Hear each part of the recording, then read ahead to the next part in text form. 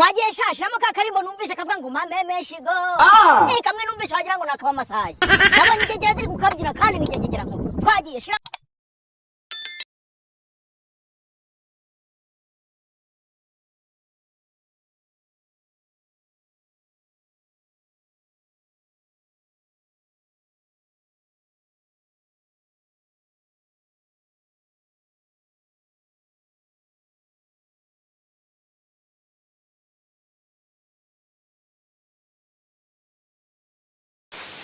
kuririmba nk'ikijwangajwanga ntabwo ari byo dukeneye hano.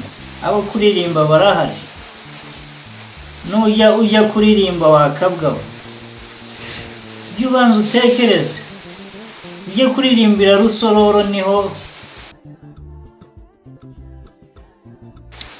ndeba uko ubushize hari ibyo navuze kuri kano kabwa kari aho gusa ngo ni ka kajwi karindagiye gusa kari aho gusa.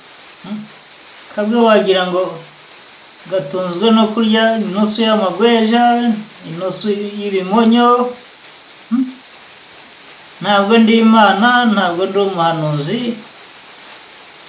Ngibyo navuze ngira ngo mwese mwarabibonye. Kabwe karagiye karamuka gusa, karamuka kumoka bishize karajwigira.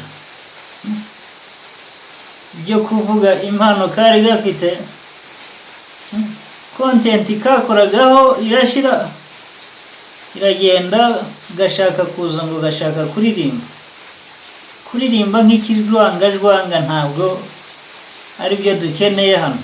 Abo kuririmba barahari.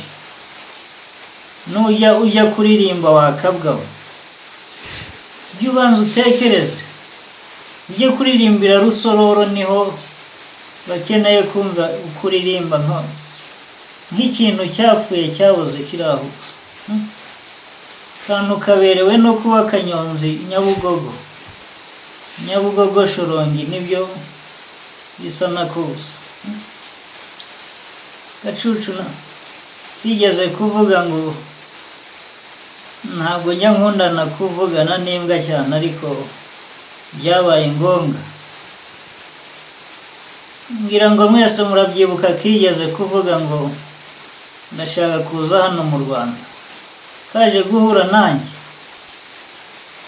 Imbwa y'akagoryi isa n'akagagi gusa ituma nkonsoma ibintu byinshi, ndakitegura ngira ngo kazaza duhangane. Niteguye no guhangana n'agasatani k'umukara k'akagagi ngo ni ka kajwi.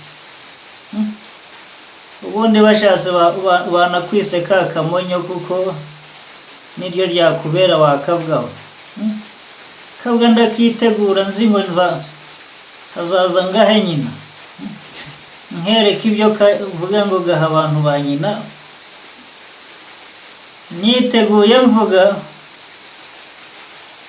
ko nzaguha nyoko, kuguha nyoko bidasubirwaho, bidasanzwe. Ibyo uvuga guha abantu ba nyina nkabikwereka neza. Burya ntabwo urabona neza umuntu uzi guha abantu ba nyina.